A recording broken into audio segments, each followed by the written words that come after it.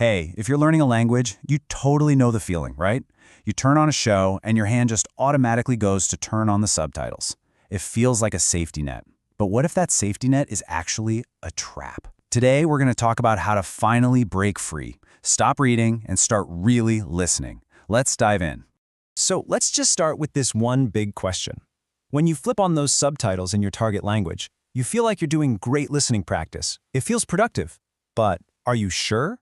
Or is your brain kind of playing a trick on you and just defaulting to the skill it's already an expert at, reading? And that right there brings us to what I like to call the subtitle trap. It's a super common pitfall that, honestly, almost every single language learner falls into at some point. But, just understanding what it is, that's the very first step to getting out of it. Okay, so here's the crucial thing to get. Your brain is incredibly efficient. It's a master of finding shortcuts, the path of least resistance. So when you give it both audio and text at the same time, it's almost always going to focus on the text because, well, it's just easier and faster to process. You get this illusion that you're comprehending everything, but you've pretty much skipped the hard work of actually decoding the sounds yourself. And really, this slide boils it all down. It's a simple choice. With the subtitles on, you're not really listening to a language, you're just reading a movie. But the second you turn them off, boom, you're forced to actively listen to the language. And that is the skill we all actually need for, real-life conversations. So the big question is, how do we break this habit? How do we actually retrain our brains to listen? Well, it all comes down to this really simple but, wow, incredibly powerful technique. We call it the audio-first method. The whole idea is it's just so simple. Put your ears first. That's it. Before your eyes even get a chance to see the words, you give your ears the first shot at listening. You're forcing your brain to actually grapple with the sounds on its own, even if it's just for a minute or two. And believe me, that tiny change in the order you do things makes all the difference in the world. I can hear you thinking, okay, that sounds great in theory, but how do I actually do it? And that is the perfect question. This whole method is built around a super simple, totally repeatable practice that you can literally start using today. So here it is, just 3 little steps. First up, you just listen. That's it. No text, no help. Don't stress out if you only catch a word here or there. Just try to get the vibe. Then, step 2, you analyze. You play the exact same clip again, but this time, go ahead and turn the subtitles on. This is where you connect the sounds you heard or maybe didn't hear to the actual words on the screen. And finally, step 3, you repeat. Turn those subtitles off one last time. I'm telling you, you'll be shocked at how much more you suddenly understand now that your brain knows what it's supposed to be listening for. All right, it is time to put this into action. I'm not just going to leave you with the theory. Let's set up a really small, totally manageable first challenge for you. And what is this big, scary first goal? Just 1. That's it. We are not talking about watching a whole 2-hour movie this way. The goal is just to try this method once, with one short clip. That's all it's going to take to prove to yourself that this thing really works. So here are your instructions. Go find a 1 or 2 minute clip. Could be a movie trailer, a YouTube video, a news segment, anything. Then just go through that 3-step process. Listen, analyze, repeat. And please remember the most important rule of all. Do not worry about understanding 100%. Seriously, the goal is not perfection. The goal is just to notice the difference. Just notice what new words or phrases suddenly pop out at you on that final listen. So as you go off and start thinking about what clip you're going to try, let's just quickly talk about why this whole method is so effective. Because it's not some random trick. It's actually based on the way our brains are wired to learn. By forcing your brain to deal with the audio first, you're literally building the neural pathways for listening comprehension. It's like exercise for your ears. You're training your brain to pick out individual words, to get the rhythm of the language, and to handle the speed of how people actually talk. This is the skill you need for the real world, in a bitty coffee shop or on a bad cell connection, places where subtitles just don't exist. And really, that's what this all comes down to. This method completely shifts your focus. You go from the passive activity of just reading along to the active skill of real, focused listening. It's all about building that confidence that you can understand a language with your ears, not just with your eyes. That right there is a genuine, usable, real-world skill. So I guess the only question left is, what are you going to dare to listen to first? A song? A scene from your favorite TV show? Whatever you end up choosing, just take that first step. Trust me on this, your ears are going to thank you for it. Happy listening! Okay, if you've ever tried to learn a new language, you know listening is by far the hardest part. It can feel, well, impossible, right? Today, we're going to flip the script. We're going to stop being passive listeners and become active language detectives. Let's dive in. You totally know this feeling. Someone starts talking and it's just this rapid-fire wave of noise. You're desperately trying to grab onto just one word, anything, but it all just slips right through your fingers. It is so frustrating and it makes you feel like you're getting nowhere. And here's the real reason why. We're trying to be these perfect real-time translating machines. We're scrambling to translate word for word as we hear it. So the second you miss one little word, you panic, right? And by the time you've recovered, the speaker is already 3 sentences ahead. That whole approach is exactly why we feel like we're drowning. So let's try a total mindset shift. I mean, a big one. Forget being a translator. From this moment on, your new job is to be a detective. We're not translating a script anymore. We are investigating a scene, looking for any clues we can find to piece the story together. This is the new golden rule, okay? Your mission is not 100% accuracy. It's just to get the gist, the main idea. It's all about seeing the big picture, not getting stuck on every single tiny little pixel. Let's just put these two side by side. The translator, they're stressed out, totally obsessed with perfection, and they almost always miss the actual point of the conversation. But the detective, oh, they're on the hunt. They're looking for clues, aiming for the main idea, and in the end, they solve the puzzle. Which one sounds more effective and, honestly, a lot more fun? Of course, every great detective needs a toolkit. So let's open up the case and look at the 3 must-have tools that are going to help you find clues in pretty much any conversation. And here it is. Simple, right? Our 3-part toolkit. First, we're going to learn to read the room. That's all about context. Second, we'll hunt for words we already know, especially the easy ones. And third, we're going to listen to the music of the language, the tone of voice. Let's break them down. All right, tool number 1 is all about context. Think about it. Before you even hear a single word, you can get so much information. Are you in a busy train station? They're probably talking about tickets or platforms. Sitting in a restaurant? The topic's going to be food or drinks or the bill. Context is basically your secret weapon for predicting what people are even talking about. Now for our second tool, finding familiar words. And the absolute best place to start is with cognates. Cognates are these awesome words that look and sound super similar across different languages. They are basically free clues, like little cheat codes in the language learning game, and you'll be shocked at how many there are. I mean, just look at these examples from French. Information, important, restaurant. Come on, you don't need a dictionary for those. You already know them. Every single cognate you hear is like a solid anchor you can hook your understanding to. And finally, your third tool is tone. You don't need to understand a single word to know if someone is angry or excited or just asking a question. Is their voice going up at the end? It's probably a question. Are they talking really fast and loud? They might be excited or upset. You see, emotion is a universal language. Okay, that's enough theory. It is time to put on the old detective hat and actually test this toolkit out. Let's solve our first case together. All right, get ready. Now remember, don't try to translate. Just listen for clues, any clues at all. The context, any words that sound familiar, and the tone of their voice. Ready? Here it is. Okay, what did you get? Just a quick guess, no pressure. What do you think the general situation was? All right, let's break down the evidence. You definitely heard bonjour, you know that one. The huge cognate was reservation, that's a gimme. And the tone was just polite, totally neutral. So you put those clues together and the only logical conclusion is that someone is talking about a reservation. See? You understood the situation without knowing every single word. Nice work. Now that you've seen how it's done, I think you're ready for your first solo case. This next one is all you. Remember the plan. Ignore what you don't know. Just focus on the clues. Listen carefully. Okay, detective, what's your conclusion? What was the main topic there? What was the story? Go ahead and lock in your guess. If you guessed it was something about travel or a train, you absolutely nailed it. You probably caught the cognates transport and information, maybe even important. And you might have recognized the name of the city, Paris. See? You didn't need to know every word to solve the case. You did it. So here's your game plan from now on, all in one spot. Step 1. Actively give yourself permission to ignore the words you don't know. Let them go. Step 2. Hunt for the clues you can find, the context, the cognates, the tone. And step 3. Use all that evidence to make an educated guess. That's it. That is the art of listening like a detective. And as you keep going, please remember this. The real goal of learning a language isn't to pass some test with a perfect score. It's to connect with another human being, to understand their story, and maybe to share a little bit of yours. This detective method, that's your key. So, with this new toolkit in your back pocket, there's really only one question left to ask. What conversations are you gonna unlock now?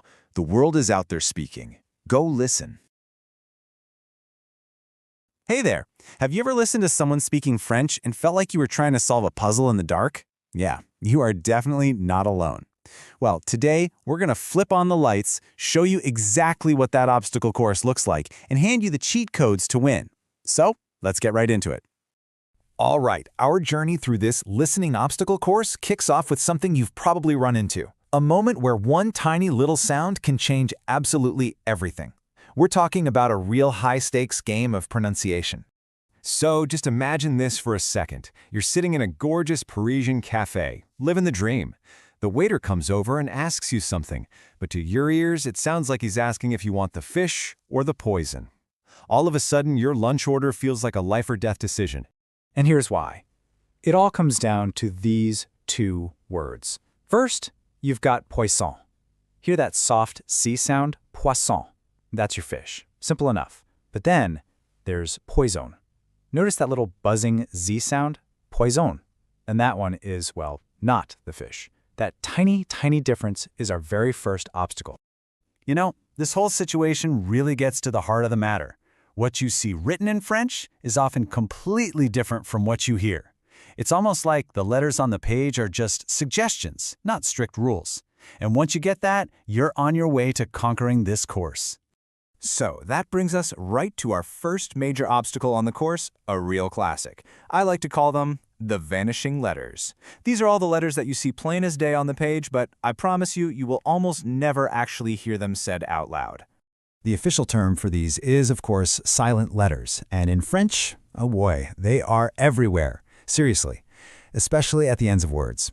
Your brain is trained to read every single letter it sees, but to really understand spoken French, you've got to train your ears to know which letters to just completely ignore.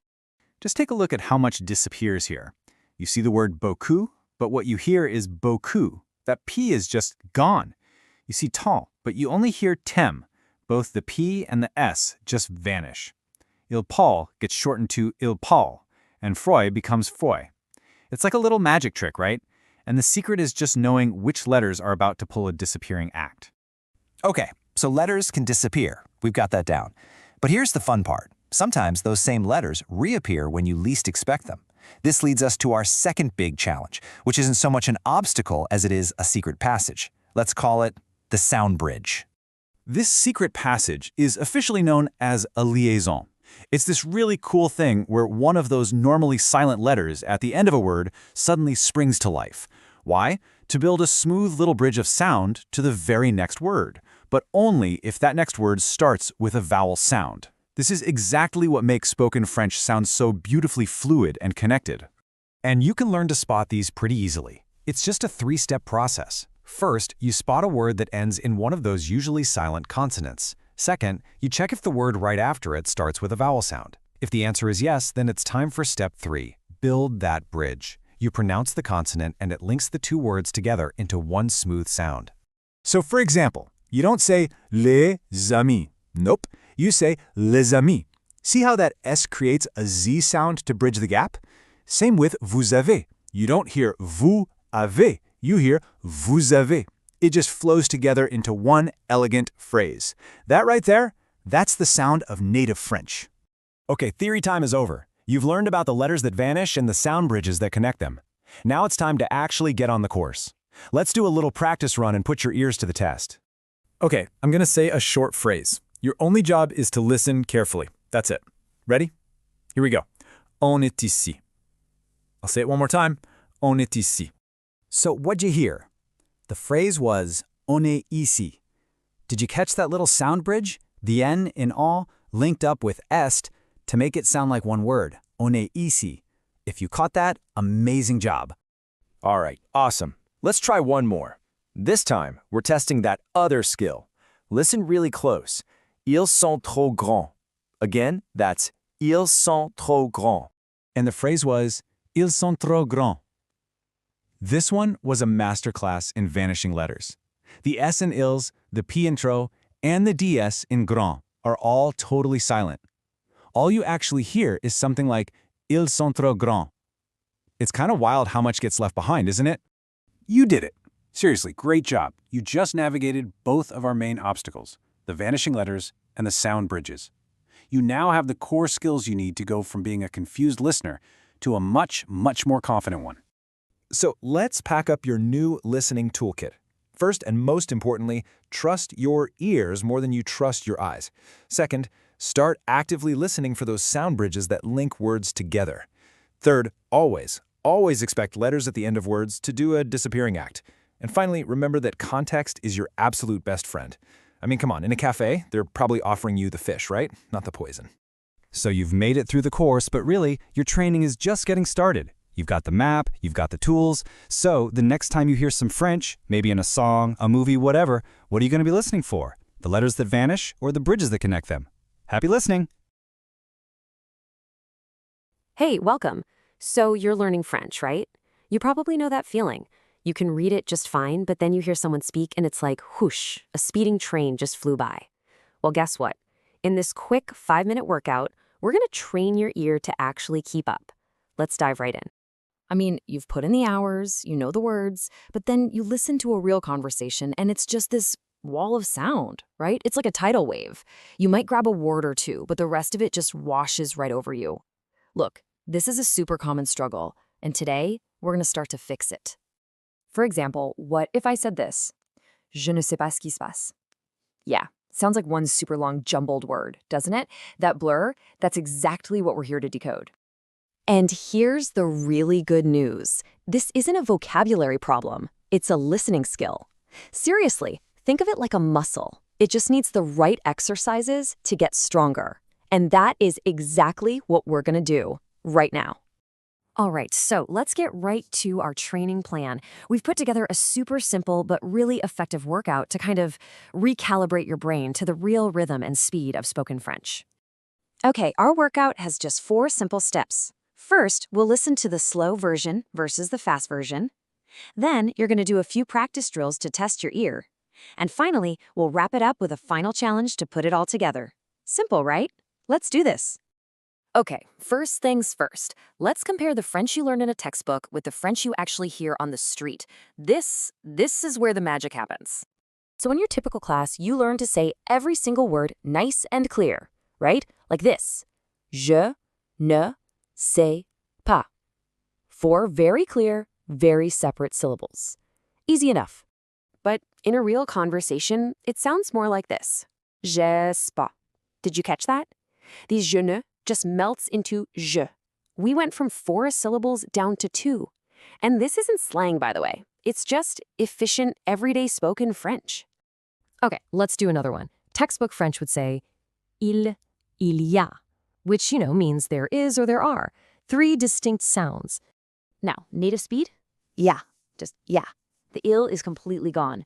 The whole thing gets squished into one single quick sound. This is a perfect example of what we're talking about.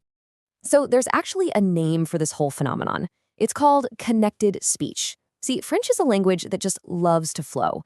Sounds are always getting dropped or merged or linked together to make this smooth, almost musical rhythm. It's not people being lazy, it's actually part of the language's design. So the big takeaway for you is this. You've got to start listening for the rhythm of the sentence, not just hunting for individual words. Okay, that's enough theory. It's time to put your own ears to the test. Now it's your turn. I'm going to say a short phrase at natural speed, and I want you to try and figure out what it is. All right, listen up. Here's the first one. Ready? T'es où? Let me say that again. T'es où? Think you got it? The answer was tu es où. It means, where are you? And in spoken French, tu es almost always gets squished down into te. This is a classic example of 2 words just becoming one single sound. Nice work. Okay, you ready for another? Let's see how this builds. Here we go. Je suis sûr. I'll say it one more time. Je suis sûr. And the answer is je suis sûr, which means I am sure. Did you notice how the E sound in je pretty much disappears? It's not really je suis, it's more of a quick je suis. Catching that tiny difference is everything. You are doing awesome. Seriously. Okay, you're warmed up, you've done the drills, now it's time for the main event, the final challenge. We're going to take everything we've just practiced and combine it into one full sentence. Okay, take a deep breath, really focus. Can you catch this? Je sais pas ce qu'il y a à faire. Let that sink in for a second. I'm going to say it one more time at the exact same speed. Je sais pas ce qu'il y a à faire. Okay, let's break that down. The first piece was je sais pas. That's our old friend je ne sais pas. Then the middle part, ce qu'il y a, that all just gets mashed together. And it finishes with à faire. So all together, nice and slow, it's je ne sais pas ce qu'il y a à faire. I don't know what there is to do. See how all those little contractions we practiced just get stacked on top of each other? And that's the workout. Look, the goal here isn't perfection right out of the gate. It's about progress. If you just train your ear for a few minutes every single day and really focus on hearing these sound connections, you're going to notice a huge, huge difference. You just proved to yourself that you can start to decode fast, natural French. You have the tools now. So the only real question is, are you ready to train your way to fluency? What if you could take a super complex skill, break it down to its core parts, and then, well, basically build it back up so that you totally own it? That's exactly what we're going to do today. We're deconstructing an expert's blueprint for better listening. All right, so have you ever felt this? You're trying so hard to learn a new language. You're listening to native speakers, and it just sounds like a blur, a wall of noise, right? It's that sinking feeling, that super common frustration of being completely and totally stuck. But what if that wall wasn't something you had to just, smash through with sheer force? What if there was a blueprint, a super structured method, designed by an expert, that helps you carefully take it apart, piece by piece? Okay, let's dive right in. So here's our game plan. First, we're going to talk about the listening wall. Then we'll unpack the expert's blueprint itself. After that, we'll look at how you go from just hearing to understanding. Then we'll get into making the skill yours, and finally, we'll wrap it all up with the final challenge. All right, first up on our list, the listening wall. And this is that struggle we all know, right? Where just listening more and more doesn't seem to get you anywhere. And you know why? It's because just passively listening can actually make things more confusing. We need a smarter way in. And that smarter way in, well, that comes from an expert's blueprint. What we're really looking at here is kind of like the secret weapon a pro teacher uses. It's a lesson plan they've built specifically to solve this exact problem. And here it is. This is the core framework, and it's just brilliantly simple. A clear 6-step process. First, a hook. You got to grab attention, right? Then an intro to set the scene. Next up is the audio itself, the actual thing you're listening to. Then the most important part, the breakdown. After that, you practice, you get your hands dirty. And finally, a challenge to test out your new skill. See? It's simple, it's logical, and it is so powerful. Okay, so now let's see how this whole blueprint actually starts to build up. The first part is all about one thing, shifting your brain from just hearing a bunch of sounds to actively understanding what they mean. So this is the whole point right here. It's this very intentional shift. On one side, you've got passive hearing, just letting the audio wash over you, which almost always ends in frustration. But on the other side, you've got active analysis. This is where you use those audio and breakdown steps to really dig in and focus on the how and the why of what you're hearing. This is where the real learning kicks in. Now, this is what I find really fascinating. The breakdown, it's not just a vocab list, not at all. The expert actually calls this the explanation phase. It's where you basically put a short story or a conversation under a microscope. You're dissecting it for everything, the words, the grammar, how the sentences are even built, the nitty-gritty sounds, and even the cultural stuff that gives it context. You're not just learning words, you're taking apart the entire engine of the language. Okay, but look, understanding all the pieces is really only half the job, right? Now we've got to move into the phase where you actually make the skill your own. And that is all about the power of practice. This is where the learning really sticks. The source material calls this repeat practice, and trust me, it's a super active process. You're mimicking how things are pronounced, you're shadowing the speaker to really nail their rhythm, and you're even trying to rebuild sentences yourself. You're not just a spectator anymore, you are internalizing the language's natural flow. And the expert's goal here is super clear. They say it right out. The goal is to combine all skills. So this practice phase, it's not just about listening. It's about weaving everything together, your listening, your speaking, your comprehension, into one single powerful ability. So we've analyzed it, we've practiced it, now it's time for that final, absolutely crucial step in the blueprint, the challenge. This is what's going to solidify everything you've just learned. The expert calls this the mini challenge. And I love this part because it's so important to know this is not some stressful, high-stakes final exam. No way. Think of it more like a low-stakes celebration of what you've learned. It's designed to let you apply everything in a really practical way. It's all about building that confidence and proving to yourself that, yeah, you've actually got this skill now. So let's just recap how these 3 core stages really lock together so perfectly. The breakdown is where you understand all the pieces. Then in practice, you actually get to use those pieces. And finally, the challenge is where you prove that you truly own the skill. It's this beautiful, systematic journey from just knowing something to being able to do it. And here's the thing that makes this so powerful. This isn't just a lesson plan for learning a language. This 6-step structure, hook, intro, core material, breakdown, practice, challenge, this is a totally reusable framework. You can use it for learning pretty much any complex skill you can think out, whether it's coding or cooking or even public speaking. So, there you have it. We've taken apart the blueprint for mastering listening. The method is clear, it's been tested, and it really works. So the only question left is, what are you going to build with it?